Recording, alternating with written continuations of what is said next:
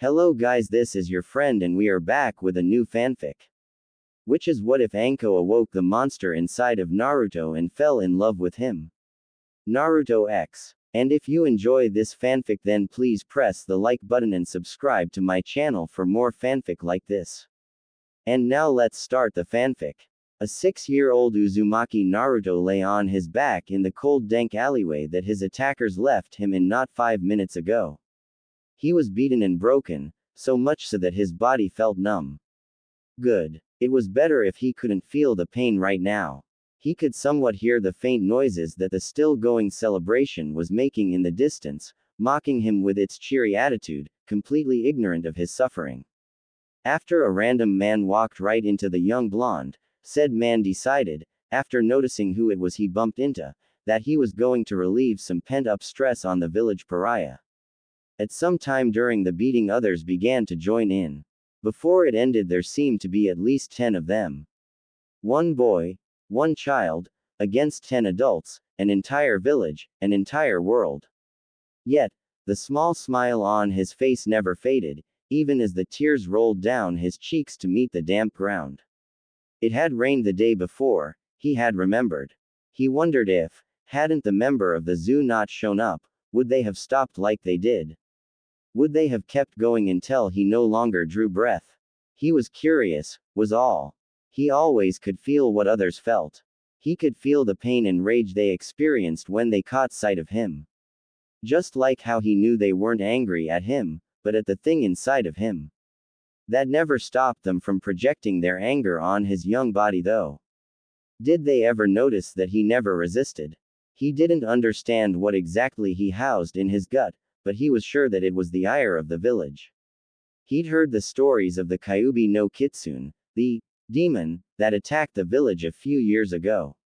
He put 2 and 2 together and figured the red-hot and oh-so-angry feeling in his gut was the supposed destruction incarnate. When he calmed his breathing and focused he could feel the massive aura that was the Kyuubi. He would search for something else, anything else within that storm of rage. He understood the feeling he found completely. Loneliness. Naruto had been all alone since he was born. No parents, no friends, nothing. It was a nightmare, except he couldn't wake up. He was stuck. That never kept him down though, because with his innate ability to feel those around him also came the ability to understand them completely. And when you can understand someone completely, you can't help but love them. And Naruto did. He loved his village, his people, with his entire being. He could connect to others on such a level that if someone paid even a sliver of attention to him, they would realize that the boy was capable of feats no other human was able to perform.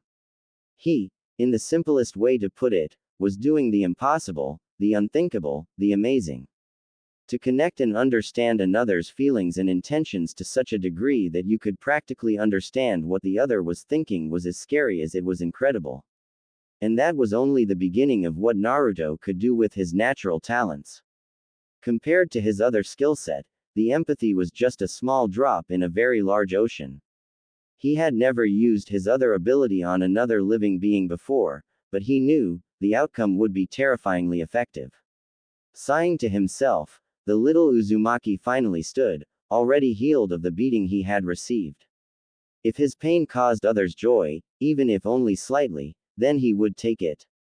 He was the only person who understood the pain of each individual as much as they themselves did, so it just stood to be true that he would be the only one who could handle their anger. He could and would take it all, the pain, like it was his life's mission.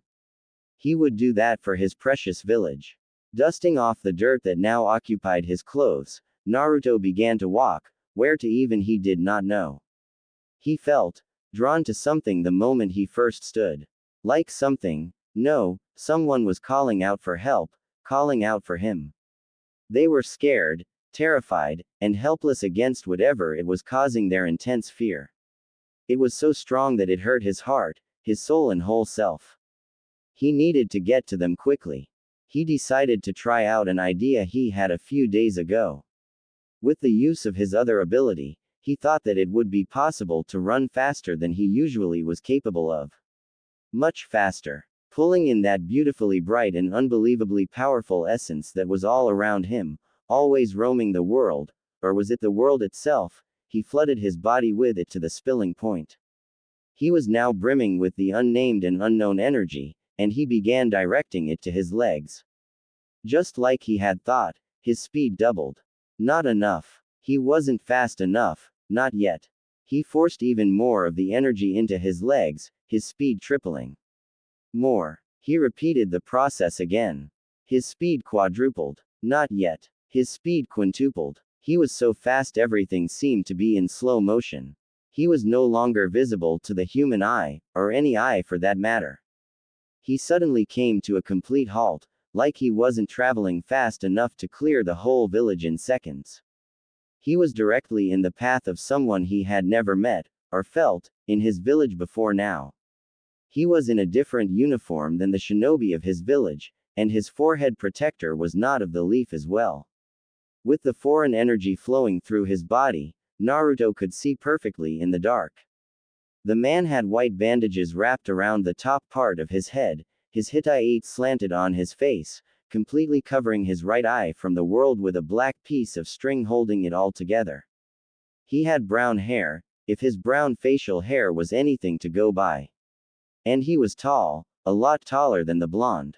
Naruto immediately recognized the small form that was held in the man's left arm as the person he felt. He could still feel their fear even now. He wanted to change that, immediately. The man looked down on the small boy in front of him and snarled, "Out of my way, runt." The head ninja of Kumo barked. Naruto was silent for a moment, too angry to even move his body. He had felt the unknown man when he arrived and he now knew his intentions. He was taking what was not his to take. He was condemning an innocent and, what he now knew, gentlest girl he'd ever felt to a life of servitude and abuse. He knew the man thought of her as nothing more than a pawn, a means of reproducing powerful and, if her eyes were anything to go by, special shinobi. Naruto truly despised this man. He was the scum of this earth. Something inside Naruto clicked. He knew what he had to do. He could now feel and understand himself.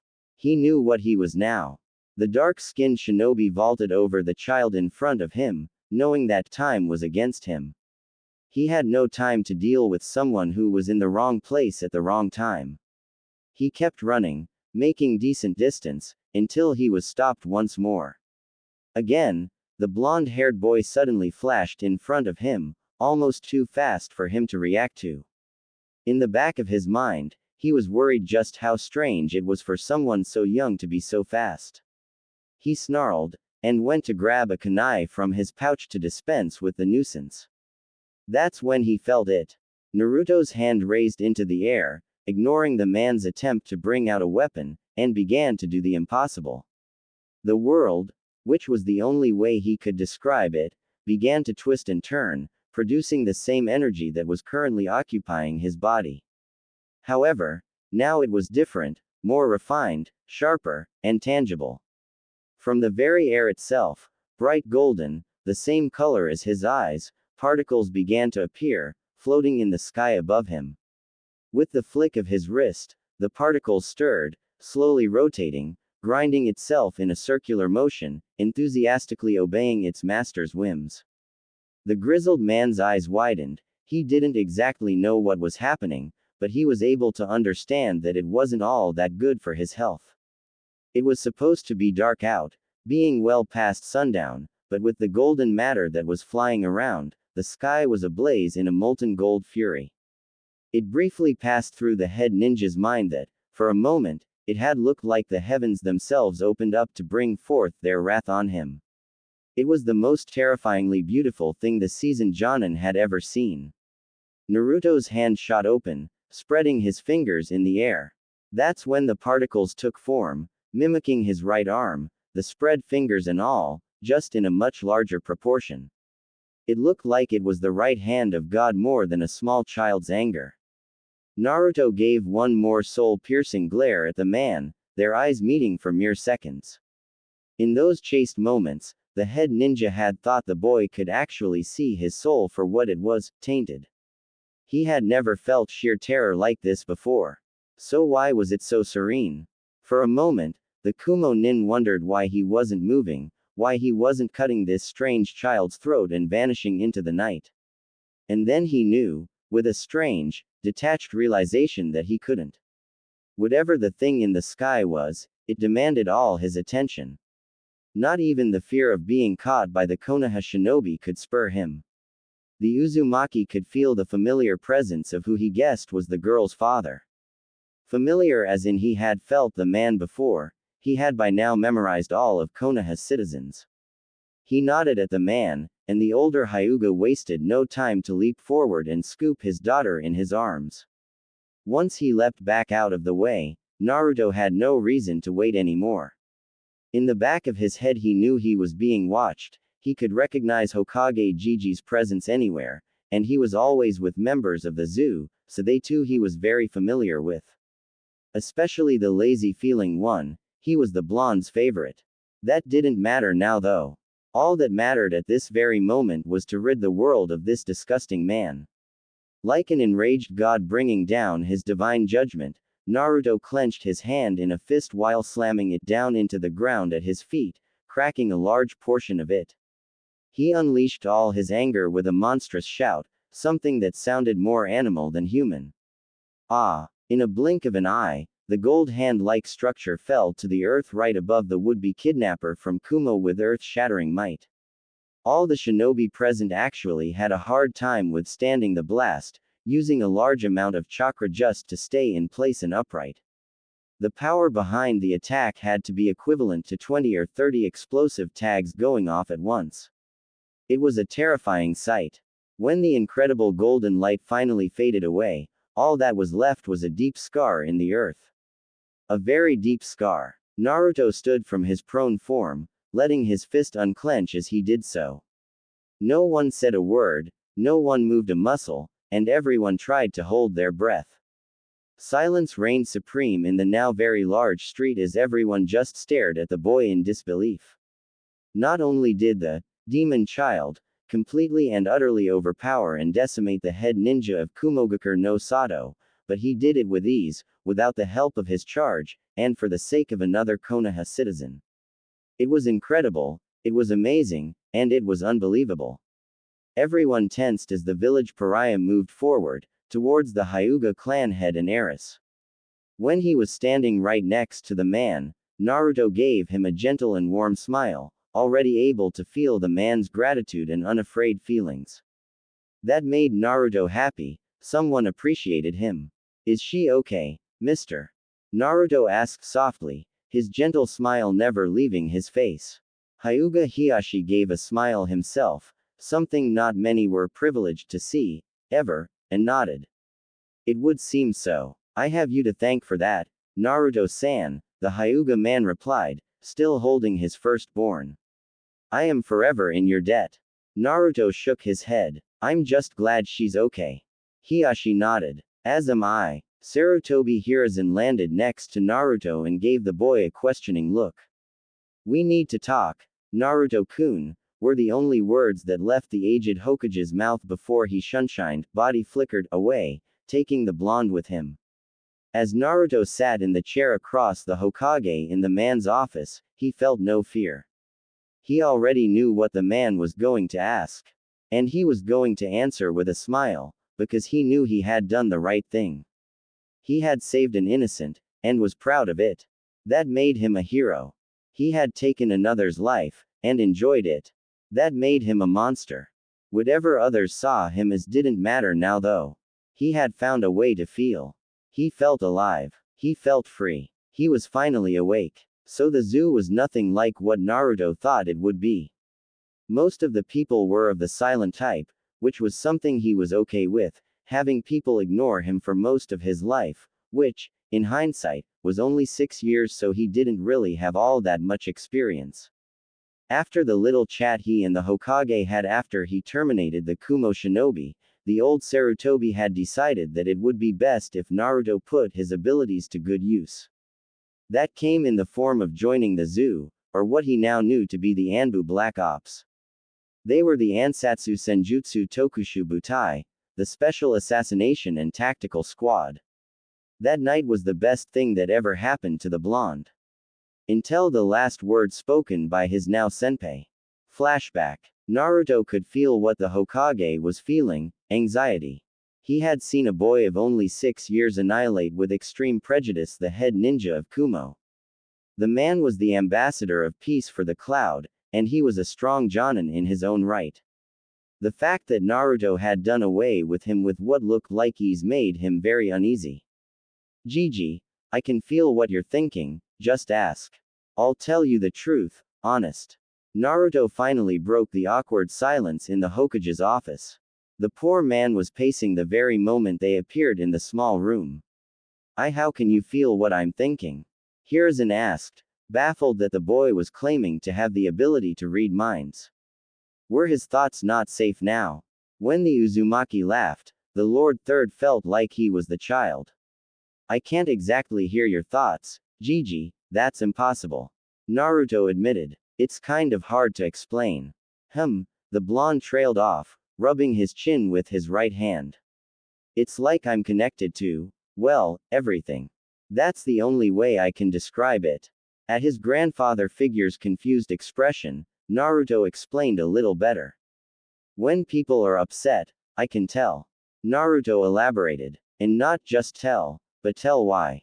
He continued, trying his best to describe what he could do. And how long have you been able to do such a thing? And why did you say everything instead of just people? The Sarutobi asked, wanting more. For how long? It's been since I could remember, he said, still rubbing his chin. For why I said what I did, that's because it's not just with people.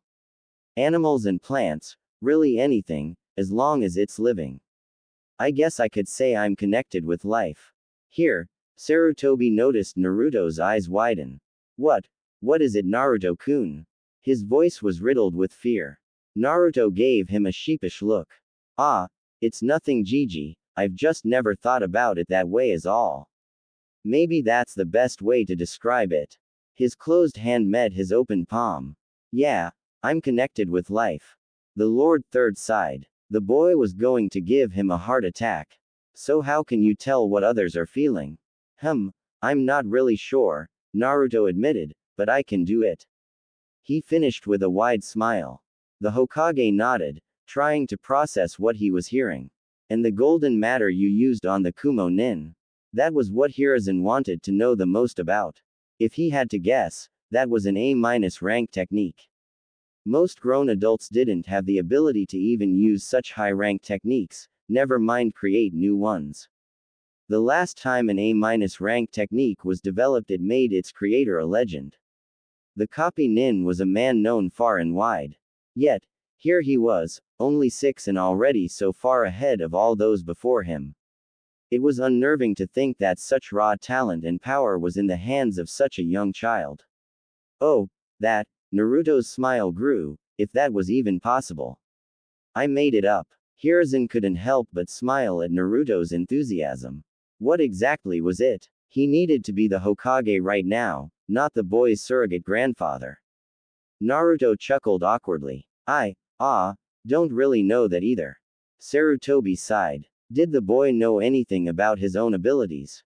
The way he could use them said he did, but that, surprisingly, was not the truth. Can you tell me anything about it? Anything at all? He asked, needing to know what the boy knew. Naruto nodded. Yeah, I can describe how I do it. When Hiruzen nodded, the boy continued. There's this kind of feeling in the air, like a constant energy that's always around me. I don't know why others can't feel it and I can, but I do know that it's there. He can't mean natural energy. The Hokage thought to himself.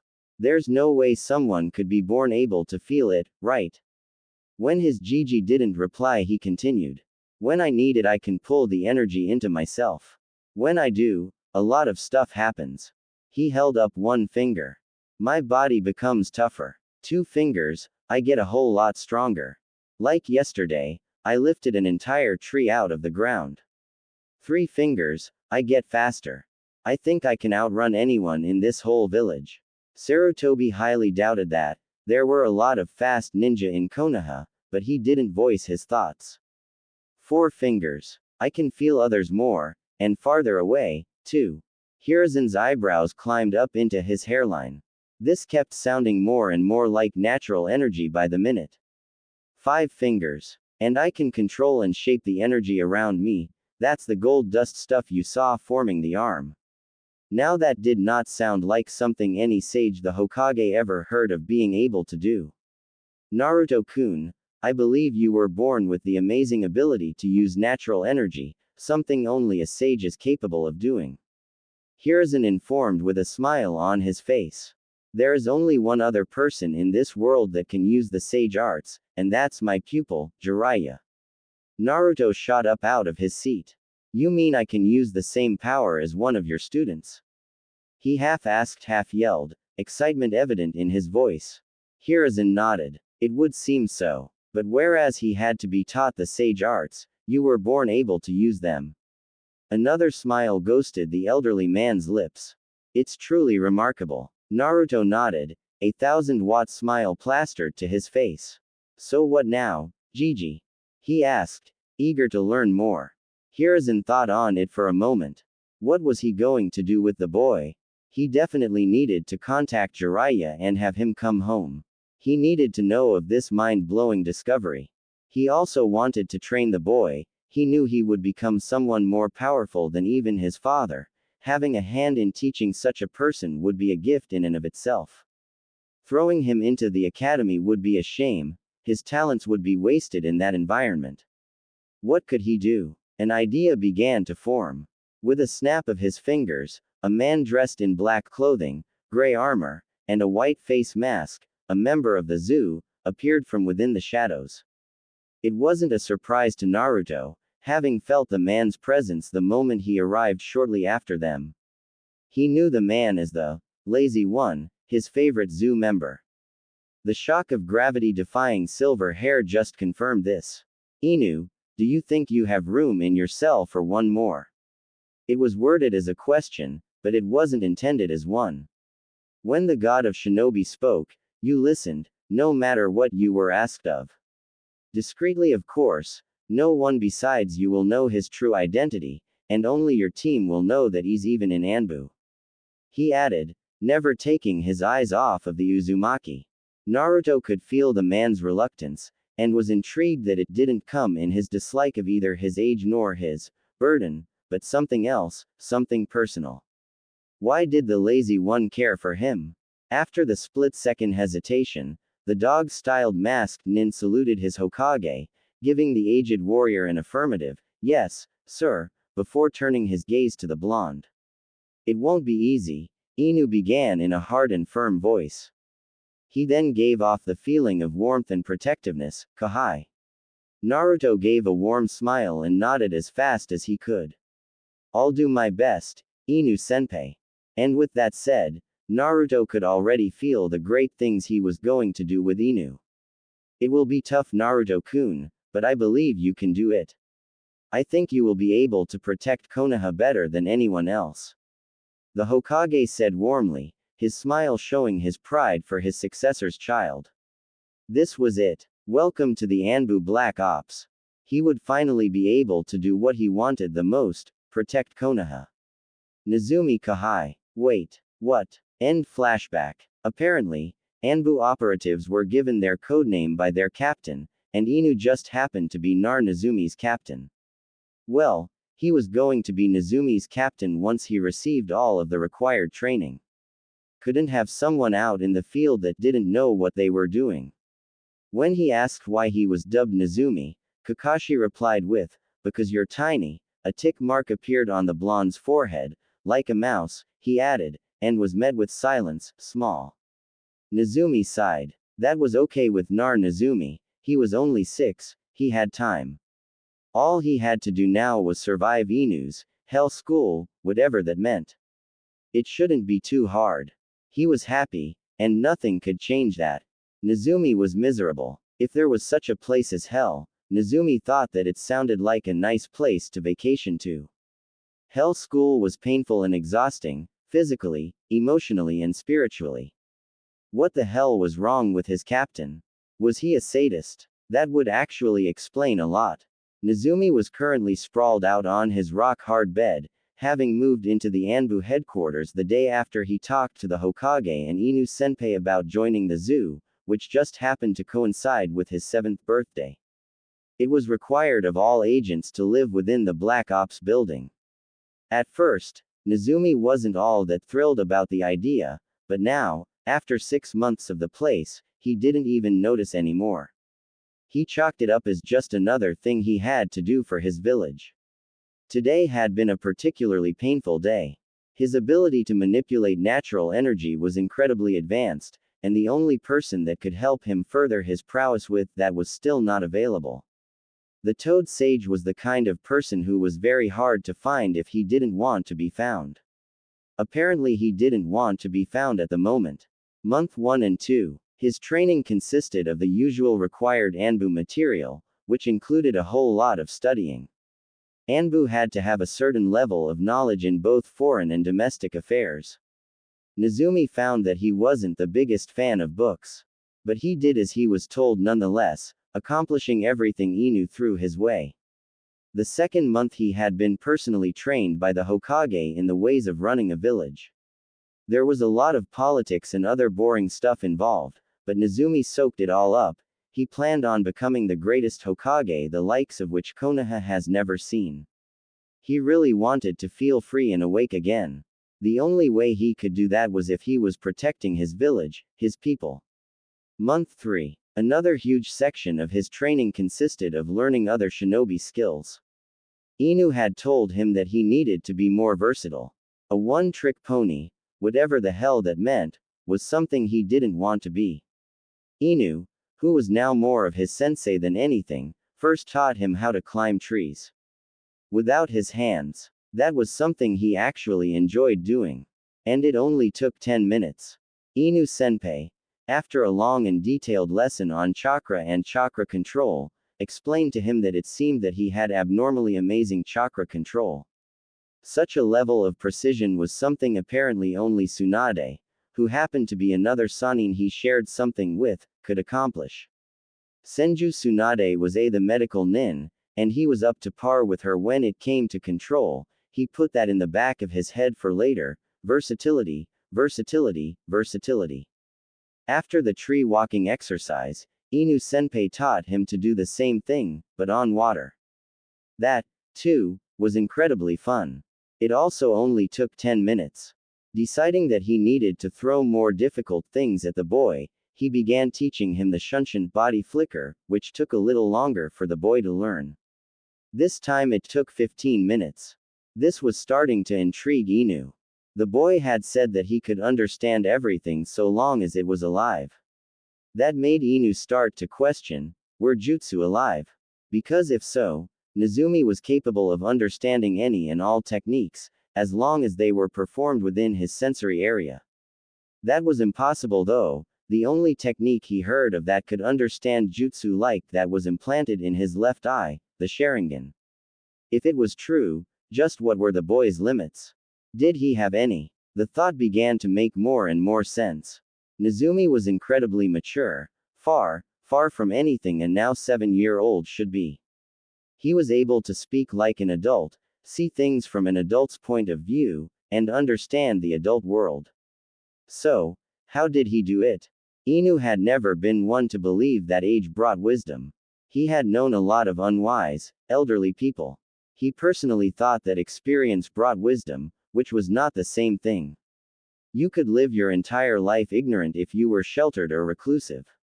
Obviously though, a 7-year-old, no matter how hard their life may be, did not have the required experience to be so wise in the ways of the world.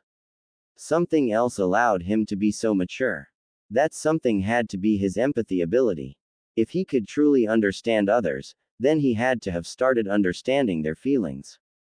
Learning about love, hate, jealousy, greed, lust, joy, sorrow and everything in between must have been the strangest thing for someone so young. That was the only explanation Inu could come up with on how a mere child could comprehend the emotions that he was able to feel. It was impossible, but that just made it even more special. The rest of the month he had used to come up with a name for the tangible natural energy he used. Month 4. Nezumi was then taught Shuriken Jutsu. That took up a lot of his time. It was hard for him to throw the kunai at first because his hands were so small. After Inu taught him a trick that he used to do when he was young, apparently he was a young prodigy as well, that involved his chakra he caught on fast enough. Month 5. The next thing Nezumi had to learn was stealth. He was a little nervous about it at first, but after a couple of weeks he got the hang of it. Then it was Kenjutsu training. After the first day Inu thought he had finally found something the kid wasn't good at. He realized how wrong he was a week later. The cut on his back still stung from that. Month 6. As of late, Nezumi learned a lot of ninjutsu, finding it to be his favorite. With his perfect chakra control, learning genjutsu was too easy, and his taijutsu was still developing. With the natural energy flowing in his body, he didn't even need to actually land his strikes on his target. Ninjutsu, however, interested Nezumi the most. With his sage dust techniques, which he now called the gold natural energy he could manipulate, he was already ahead of most jonin when it came to power. But he couldn't solely rely on it, one-trick pony and everything. So the Hokage and Inu began to teach him elemental ninjutsu. The blonde's affinities were wind and fire, which also was special. He didn't have a Kekkei Genkei bloodline limit, not really, so the fact that he already had two affinities that complemented each other, was amazing. That's why the Uzumaki was so exhausted at the moment. Inu Senpai knew a lot of ninjutsu, as did the Lord Third, and they was making sure to drill as many into Nezumi as possible. His body was sore and limp, and he loved every moment of it. It reminded him that he was gaining the strength to do what was needed to be done. Things were going to change when he got out of these walls. Konoha's enemies would think twice before striking. Her people would know peace. Nezumi would be a hero. Even better, Nezumi would be a monster. It had been a whole year since he joined the zoo, and Nezumi had finally been cleared, field ready. He was nearing 8 now, and he was a certified member of the Anbu. He was nervous now though. Today was the day he met the rest of Captain Inu's team. He understood Inu's words when he said it would take the team a while to warm up to him. He was the youngest Anbu agent the elemental nations had ever seen. The others just needed to be positive that they could rely on him to watch their backs.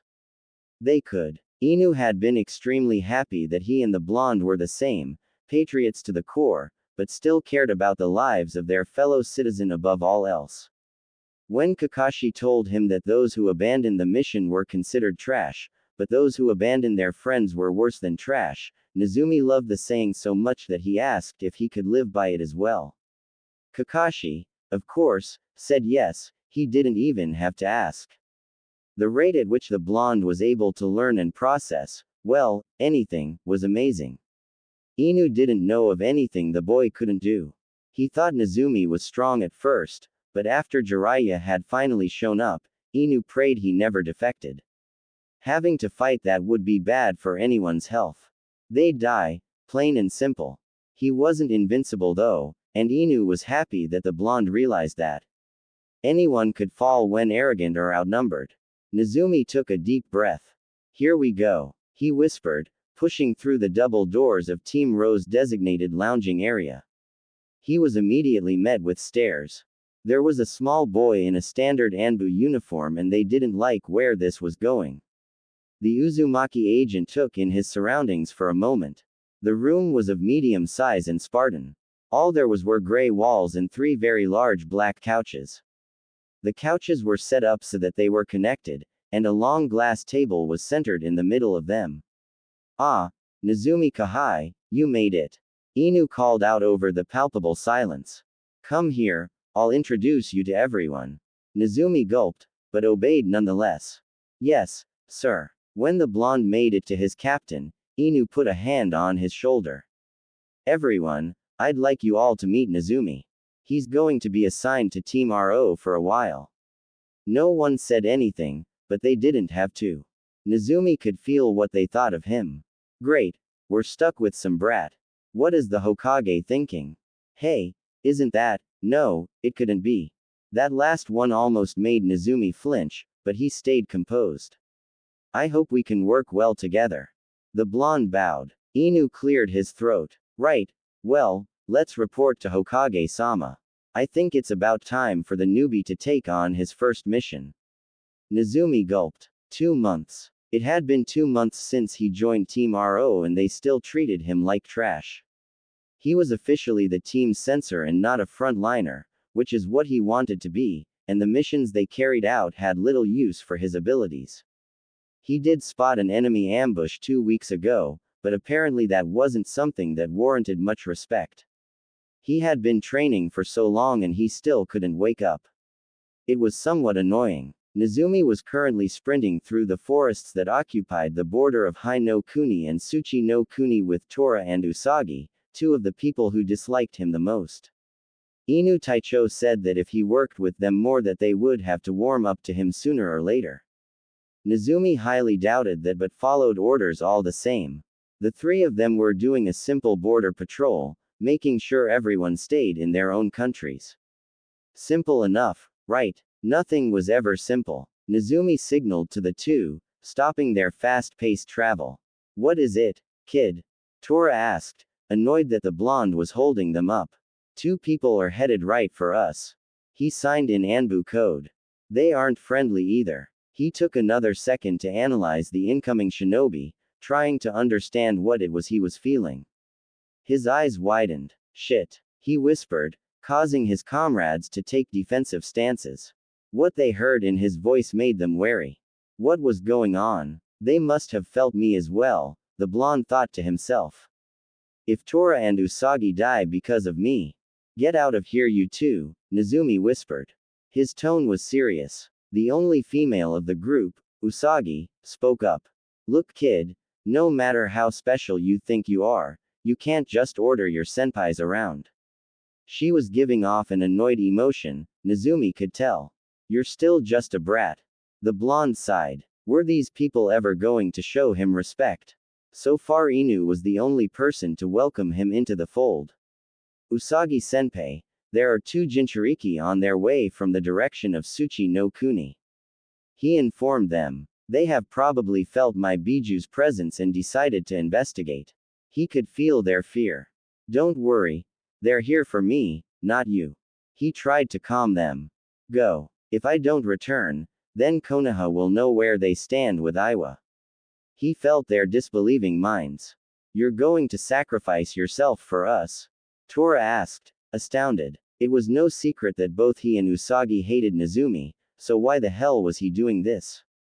Why? The 2 ANBU's hearts almost broke when he took his mask off and smiled at them, of all things. Because we're comrades. You'd do the same for me if it was the other way around. Nezumi sometimes wished he couldn't feel people's hearts. No we wouldn't. Nezumi steeled himself. Anbu didn't cry. Now go, he repeated, this is my fight.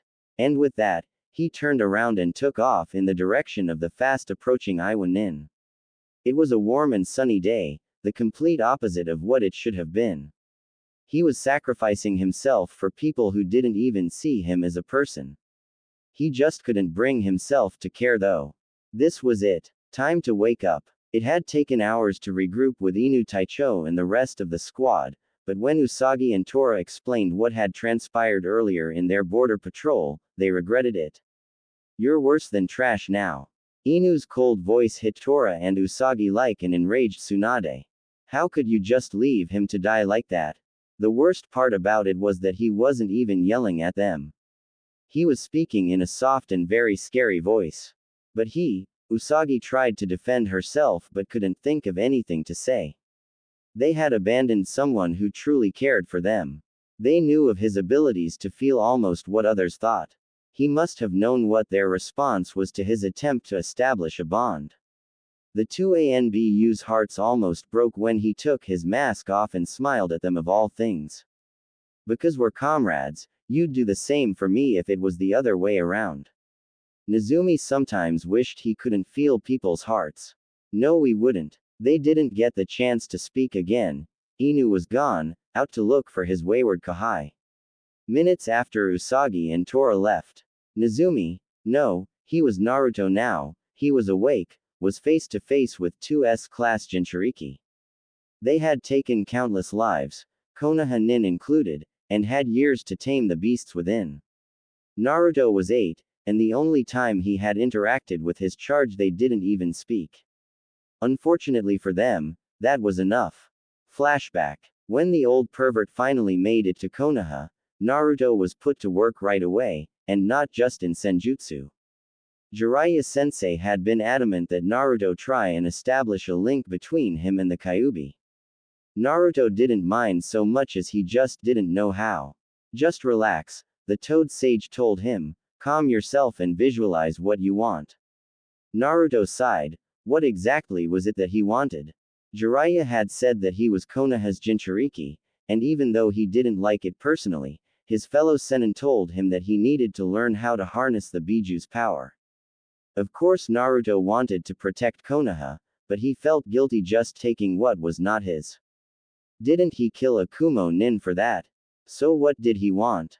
Deciding to just wing it and come up with an answer later, Naruto dived into his own mind. It was a wet, dark, and broken place. So nothing unusual. A long corridor, what looked like an underground sewer of sorts, stretched out from both behind and in front of him. Water dripped from the ceiling and the walls were cracked. Did he mention that he was knee-high in something he hoped was water, because he was? He chose to walk forward, might as well, and he began to regret his choice. It felt like hours had passed since he arrived and everything seemed to be the same, never changing, dingy hallways. That's when he came upon the large room that doubled as a cell on the far side, a very, very large cell. The metal bars, adorning a large tag the read, seal, reached into the darkness that was above them, lost in the expanse that was his mind. For a long drawn-out moment, everything was still. He began to think nothing was beyond those figurative bars, until a single, red-slitted eye peered through the darkness, capturing the small boy in its gaze. Before, when Naruto tried to feel the mass in his gut, he only ever felt hatred or malice, and at times, loneliness. Now, standing so close to the famed monster, he seemed almost calm. Naruto smiled. Was his soothing natural energy relaxing the all-powerful Biju? Whatever the case may be, Naruto was certain that the Kyuubi could feel him as well, like he too had the ability to read emotions. Naruto never felt so close to another in all his life. They were the same, in more ways than one. They were both scorned by the world. They were both the definition of strong. They were both forced upon each other. They were both too different than what people were comfortable with. And by far the most important and startling similarity was that they were both monsters. Standing proud and tall, not against the misunderstood Biju, but beside him, was thrilling. There was no need for words. Everything was being said through their eyes. I'm sorry for what's happened to you. I know. I'm going to save you. I know. I'll need your help. The visage that was the Kyuubi morphed into the terrifyingly wicked grin that stalked the nightmares of so many. I know. End flashback. Naruto wasn't sure why Team Ro felt so awestruck when he returned to the village the next morning. He's in tattered and scorched rags, a sure sign of battle. Even Usagi and Tora felt like they were relieved and happy. His face mask is nowhere to be seen and he's covered head to toe in soot. That was strange, but Naruto was never one to look a gift horse in the mouth. What happened to you out there? Still he was disappointed in himself. One got away. Kakashi stored his observations away for after what was to come.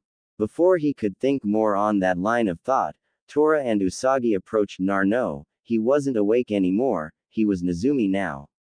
The two approached Nezumi with a small bit of trepidation in their step.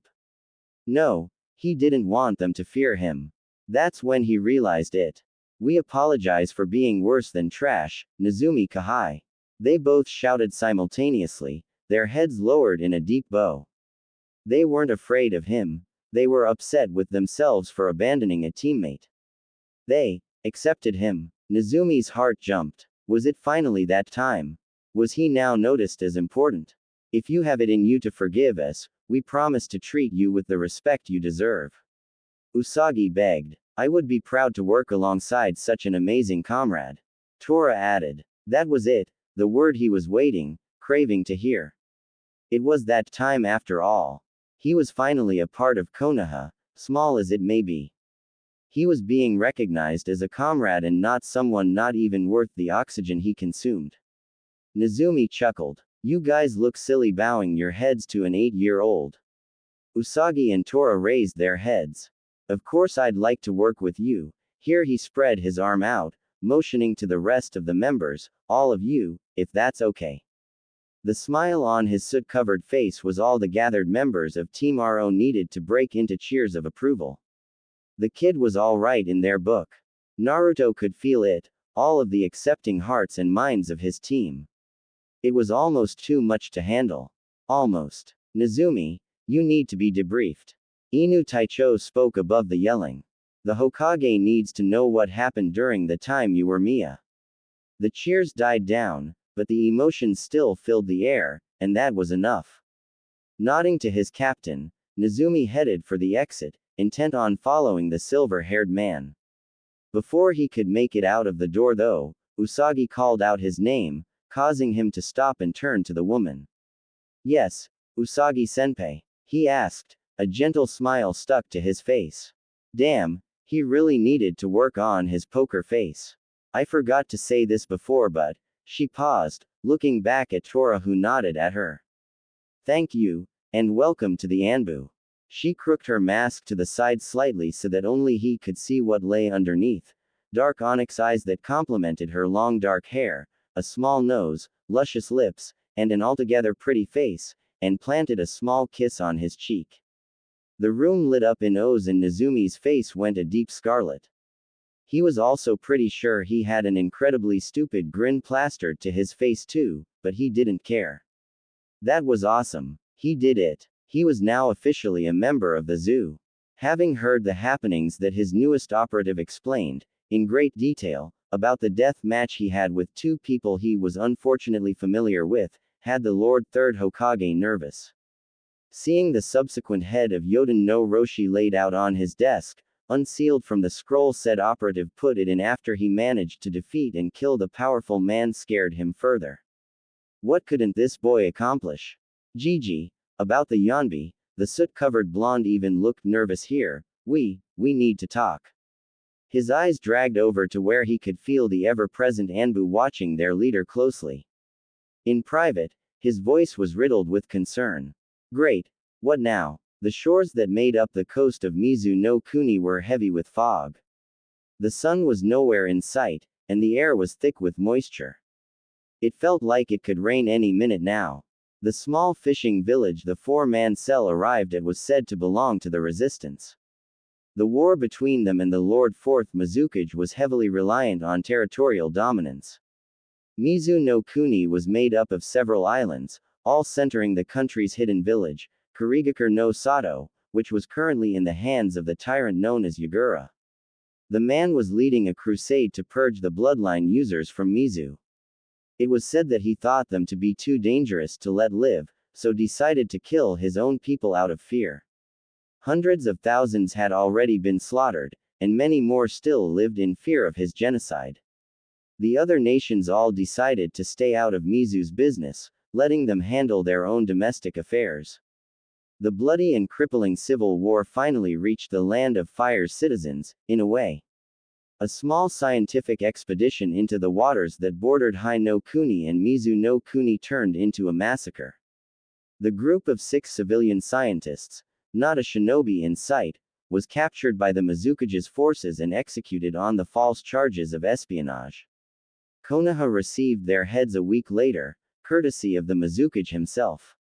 Yagura was a fool, because now Konoha had him in her sights. She cried for his blood, and his blood she shall be given.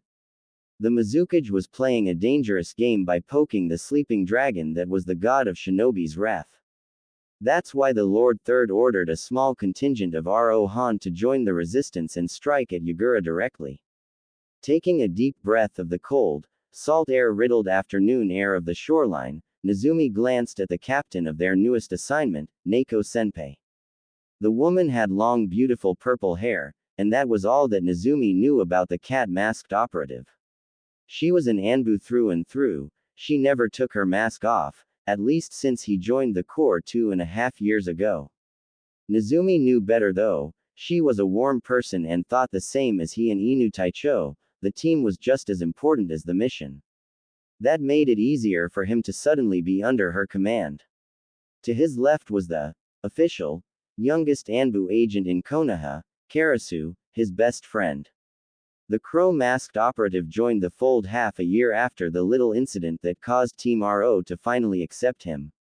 It came to no surprise to Nezumi that Karasu entered the Black Ops. The things the blonde felt coming from the young Uchiha amazed even him. He was strong, obviously, but his mind and heart made Nezumi instantly want to befriend him the moment he walked into RO Han's changing room. Being the closest to him in age was a factor too. After a few missions together, the two became quick friends and were usually paired together. Team RO had been a little more accepting when the 10-year-old joined. After working with an 8-year-old juggernaut made sure they'd never judge someone by their age again. Crouching next to Karasu was the newest member of RO Han, Saru. It was strange, first Karasu, and now Saru called him Nezumi Senpai.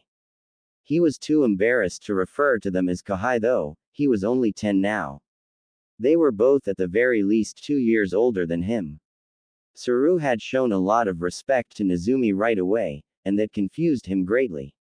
The monkey-masked man had explained that he was somewhat of a celebrity among the younger operatives at HQ, even if it was just a rumor. A child with the strength of an entire army was what they described him as, and some even said that he was invincible. Nezumi was less than pleased about the rumors. His status as an operative was top secret. He was the Hokage's personal shadow, a silent defender.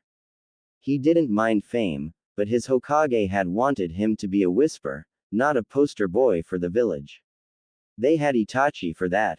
Of course, Saru was in his mid-20s, but that was apparently young enough to look up to the legend that was slowly coming forth. His thoughts were interrupted. Nezumi, find the resistance, we need to meet up with them and explain Hokage-sama's orders.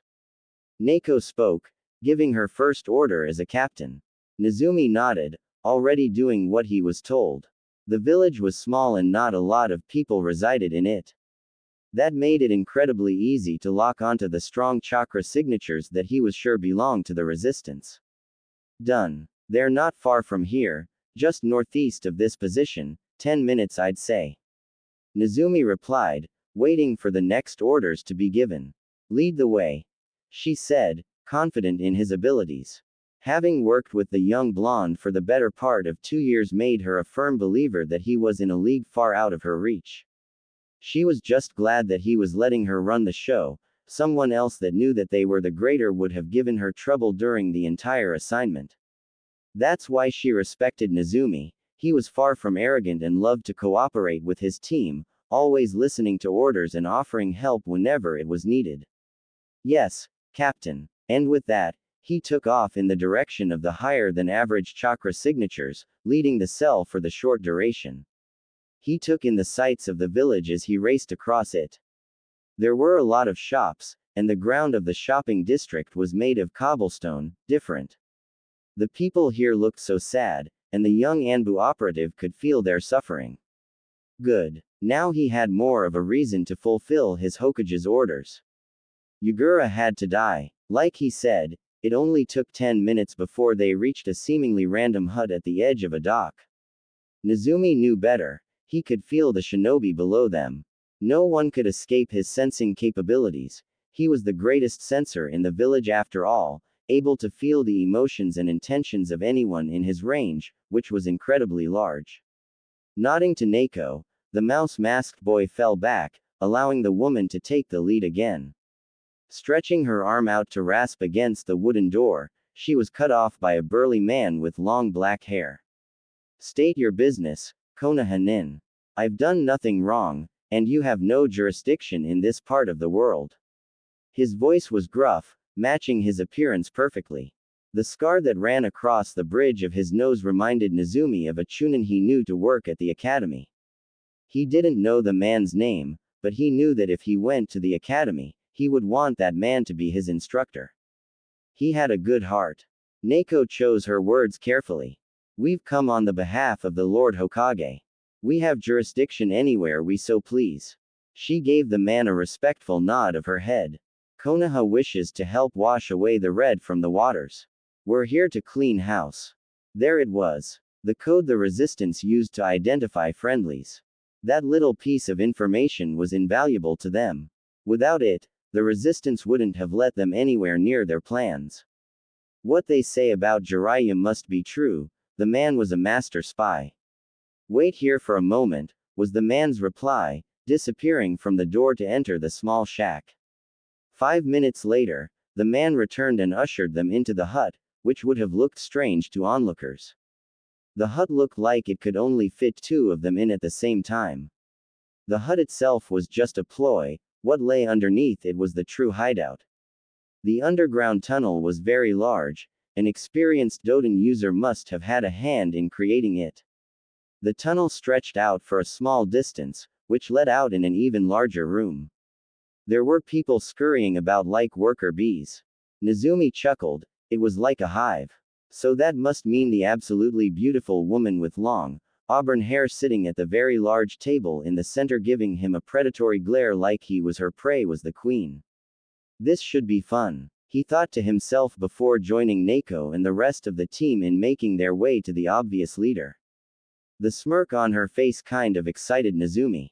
So, Konoha finally decides to send assistance and all we get are 3 anbu. She shook her head in mock hurt. I'm disappointed. 4. Neko spoke, you've been given 4 anbu to your cause. Ah, but you're wrong, sweetheart, she retorted. The children only count as half an anbu. Her smile was still as sweet as it had first been. So I've been given 3, such a shame too, I really could have used the help. Saru decided to speak on behalf of Karasu and Nezumi.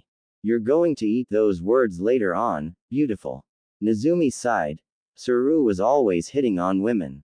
Even now, in a foreign country and in the presence of what the blonde could feel to be a powerful kunoichi. The woman's predatory smirk intensified. Yup, Nezumi definitely liked this one. Oh, now I just can't wait to see what the youth of Konoha is capable of. She almost sounded genuine, but she couldn't escape Nezumi's abilities. No matter how good of a liar she was. Our Hokage has given us orders to shadow the resistance and assist in any and every way possible. Our goal is to get Yagura alone with Nezumi here. She informed the woman, gesturing to the smallest member of the cell.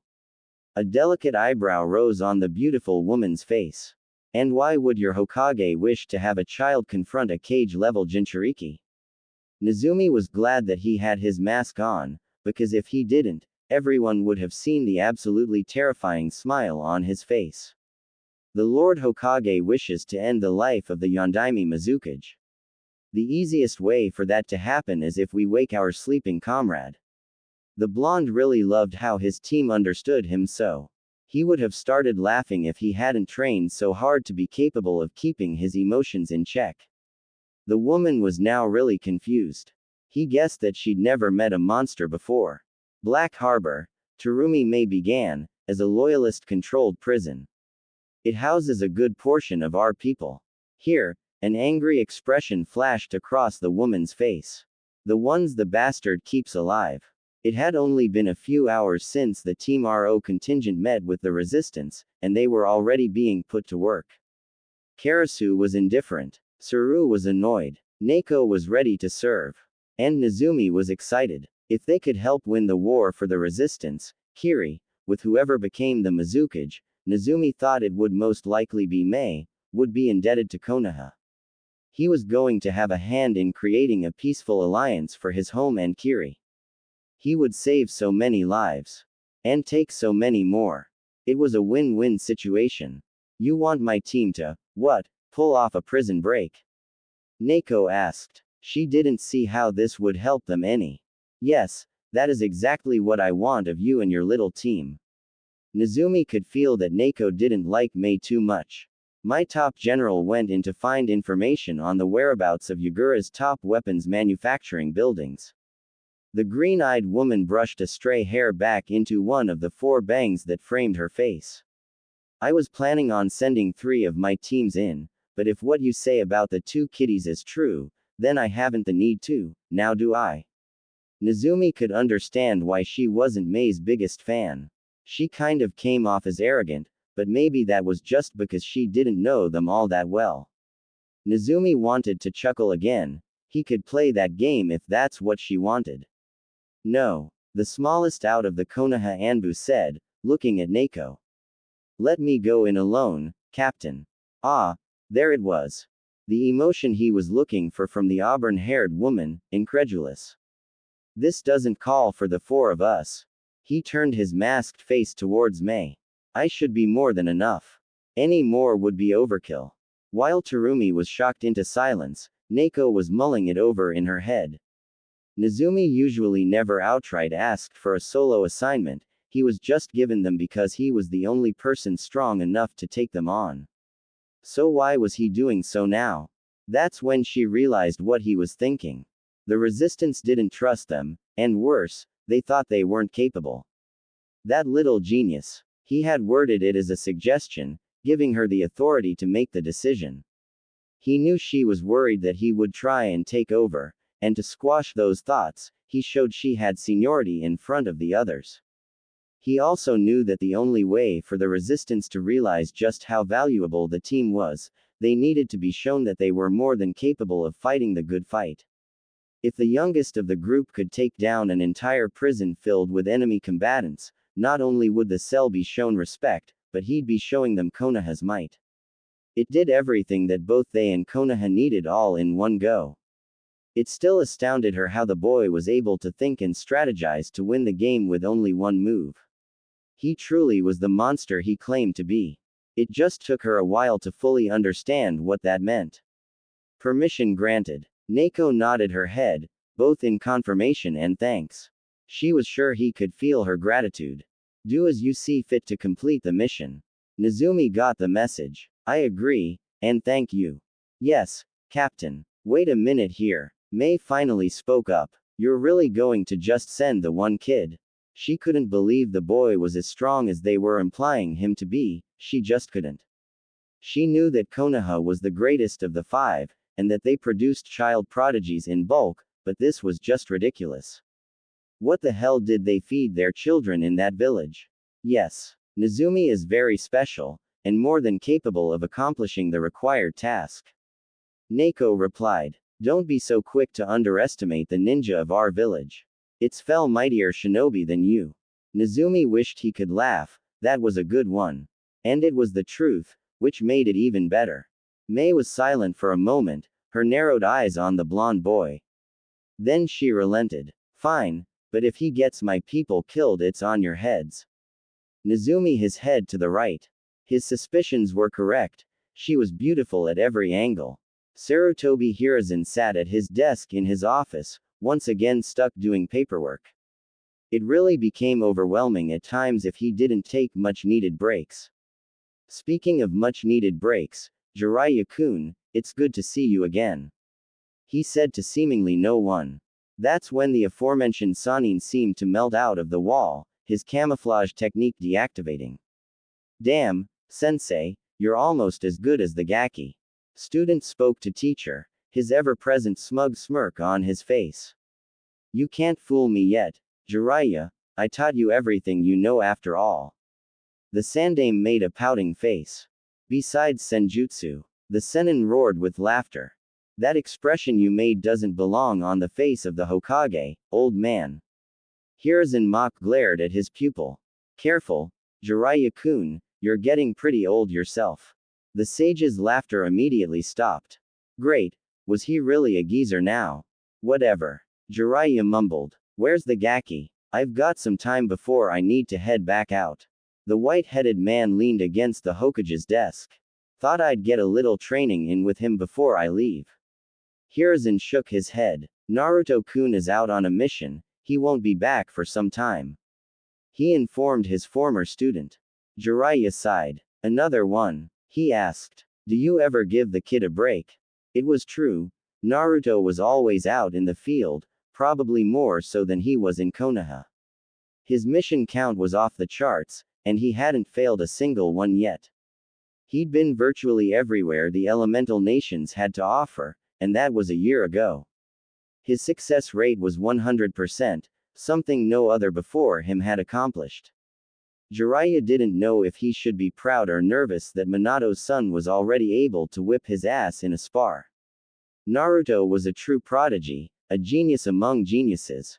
He had surpassed many of the world's most powerful men and women by now, and he was only 10, nearing his 11th birthday. He shared the Sandame's worries of what the young Uzumaki would become in the near future. Hopefully he would stay the same, a loyal Konoha patriot. He enjoys what he does, Jiraiya. The Sandame said, rubbing his temples with his thumbs. He gets restless if he doesn't serve. He finished. I guess, the Toad Sage mumbled. So, what are you having him do this time? He asked, curious of what the blonde was up to. The tales that he would hear from the Jinchuriki were the stuff you'd tell your children at night. Knights saving princesses, heroes slaying terrible beasts, and, his personal favorite, when the boy got the girl. That was a toned-down version, of course.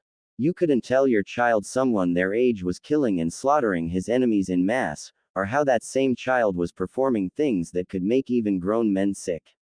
And he never really got the girl. He'd just sometimes receive a thankful peck on the cheek or forehead. But Jiraiya digressed. I sent him to Mizu no Kuni.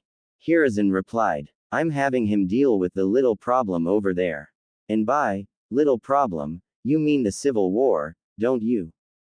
Jiraiya asked. So nothing too different then. Save a country and kill off a repressive tyrant that's gone mad with power. His deadpan was barely concealed. That sounds just peachy. Hiruzen nodded. Indeed. I'm glad you understand. Jiraiya sighed. He really missed his godson. Nezumi now understood why the prison was called Black Harbor. The walls that encased the prison were made of some sort of black material that could withstand several high-ranking ninjutsu, or so Mei would have him believe. Yugura made sure that his prisoners of war had no hope of escape. Take away a person's hope and they might as well be dead. Walking husks of the people they used to be was not a life worth living. The black material was the reason why the prison was so hard to break into. And this so-called impossible feat was what Nezumi was tasked with completing. He first needed to break down the almost unbreakable walls, storm the prison, free the prisoners, and then find and escort this Ao-san back to the base. It was either that or sneak in and do everything covertly, but Nezumi decided to send a message to the Mizukage. We're coming for you. Signed, your friendly Konoha 10-year-old. Taking a moment to pull in the natural energy around him, the change of his eyes from blue to gold marked his entering sage mode. At first, Ero Sennin was astounded that he could enter the enhanced state so quickly. It only took him 10 seconds now. Jiraiya had explained what it was like for him to draw in the world's power. For him, it was like he had to open a door, and then actively pull the chakra in. Nezumi then explained that it felt somewhat similar for him. It was like he had to open the door, but instead of having to consciously pull the energy in, it would instead feel like the natural energy rushed through the door, excited to be reunited with him again. He inspected the structure for a moment, and then decided to just hit it with one of his more powerful techniques and hope for the best. He was almost positive the walls would fall. Nothing should be able to withstand his sage dust techniques. Raising both of his hands into the air, he began to shape natural energy into a tangible form.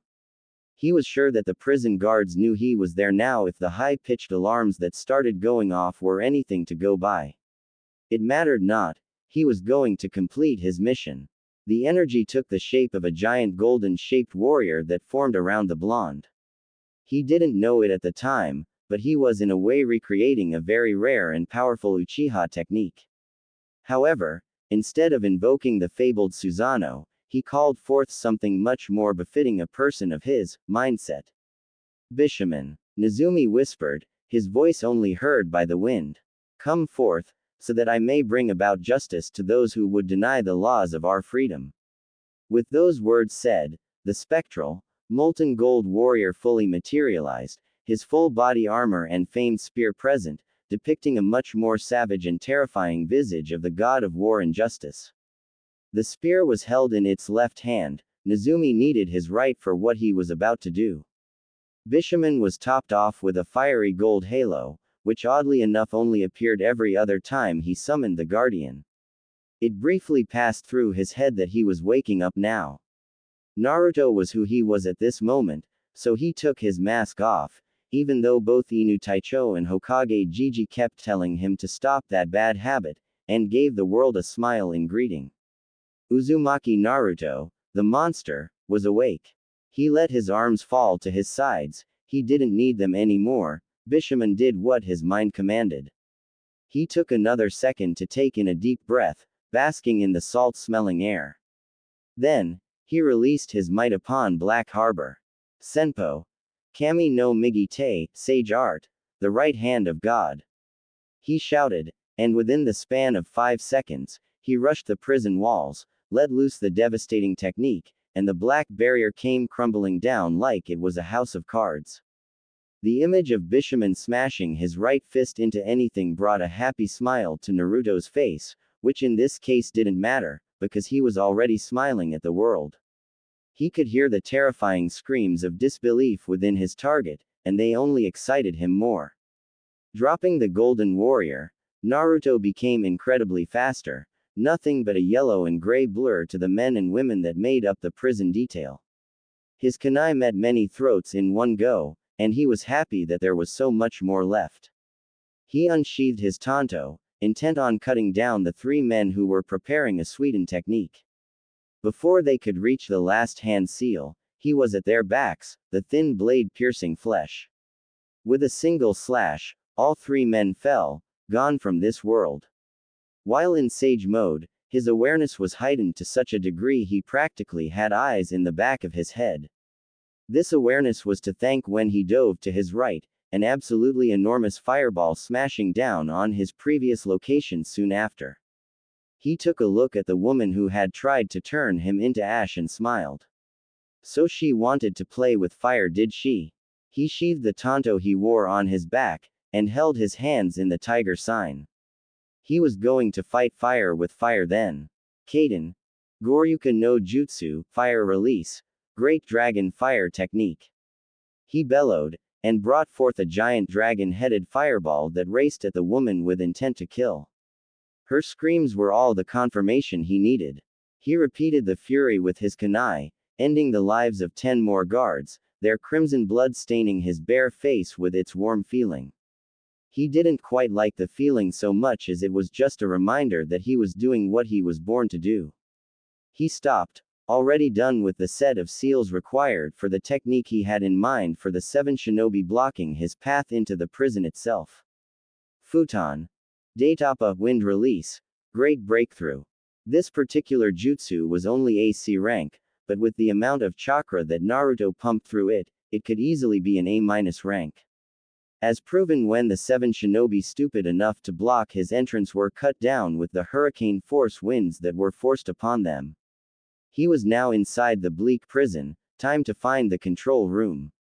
4 minutes and several well-timed Rasengan later, he really needed to thank Jiraiya-sensei for teaching him the Lord Fourth's personal jutsu again. It was one of his favorites now, and he made it to the room he could free the prisoners from. He was disappointed. The enemy was far from satisfying. Ao was spending his time like all the other prisoners at Black Harbor did, miserably. The staff didn't allow them any pleasantries, they had to sit in their cells and rot. The ex-hunter Nin was surprised that they remembered to feed them. That in and of itself was a small miracle with the amount of attention they paid them. He had been stuck in this hellhole called a prison for far too long. He hated himself now for volunteering for this stupid mission. He was just terrified when Mei-sama would mishear him and threaten to take his life. That had been why he volunteered.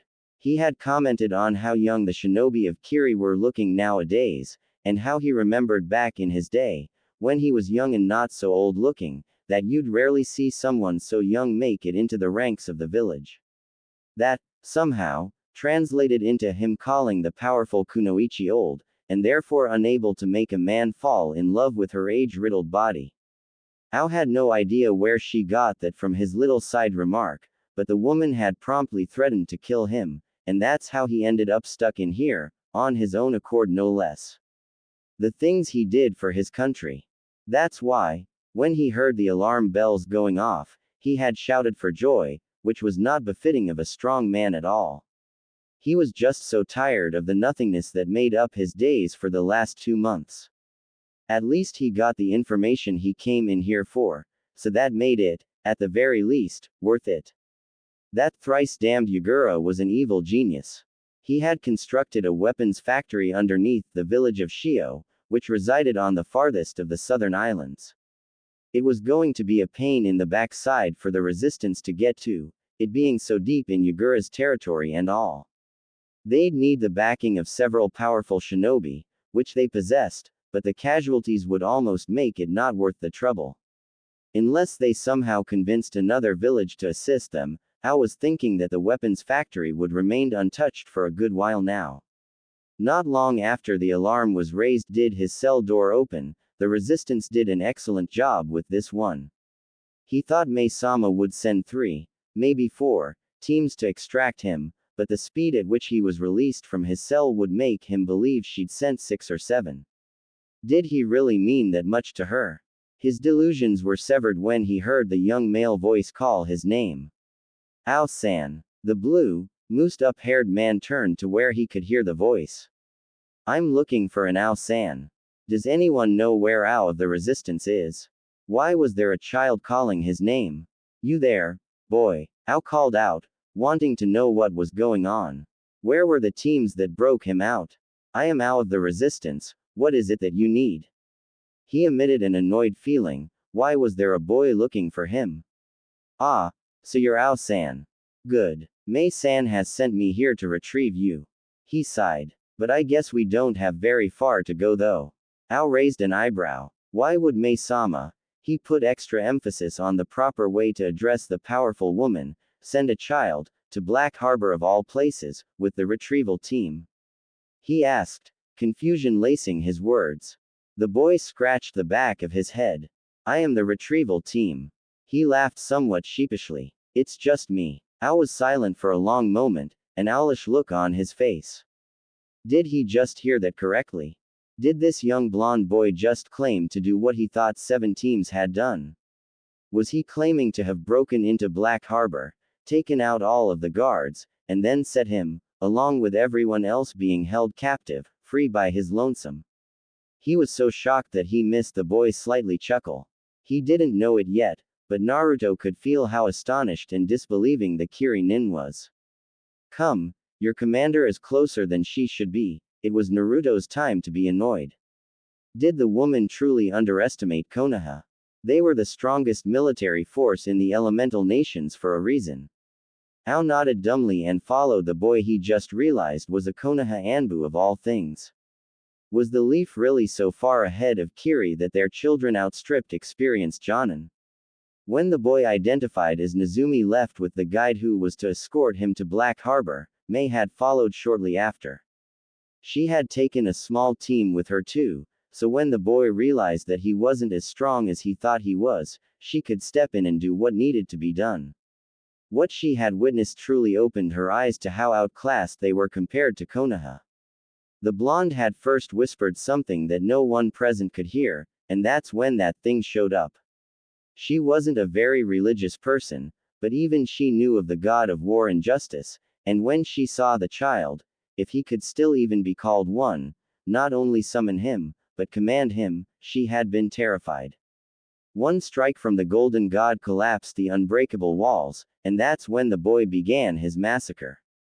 The first batch of shinobi that he encountered was run through like butter with a simple kunai. He had no trouble at all, it seemed, with nothing more than that. Then he had used the tanto strapped to his back to cut down 3 guards so quickly even she couldn't make it out. When she saw the giant fireball crashing down on him from his blind spot, she had thought it was over. That's when the boy dove out of the way. Apparently, he didn't have such a thing as a blind spot. The dragon-like head he spit at the woman responsible for the flames that almost toasted him was all it took to end her life. May couldn't believe that a child was so good at killing. And the smile on his face while he did these things unnerved her. He then went back to a simple kunai to the throat method, taking out at least 10 more enemies. After he was blocked by what looked like to be 7 shinobi, he unleashed an absolutely ridiculous amount of force in the form of a futon jutsu. When he had entered the prison, all she could hear were the screams of the men and women that made up the prison guard and small explosions. She saw all of the prisoners, some she recognized, some she did not, fleeing the carcass-covered grounds of the confines. Shortly after, the blonde, alongside Ao, made their way right for her. She wasn't surprised. He knew she wouldn't doubt the boy ever again. Team RO had earned her absolute respect. Before the two could make it to her and the few shinobi she took with her, the boy stopped and turned, telling Ao something she couldn't hear. When her general nodded a bit confusedly, she didn't know what to expect next. Ao made it to her and saw her confused expression. He said he didn't like the prison.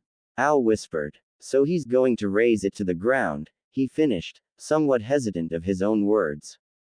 At that moment, the whisker-faced boy, which she now found to be both adorable and frightening at the same time, brought his arms into the air once again. The gold substance that his last attack was made of formed again, and with a shout of, "Tenmei, heaven's decree."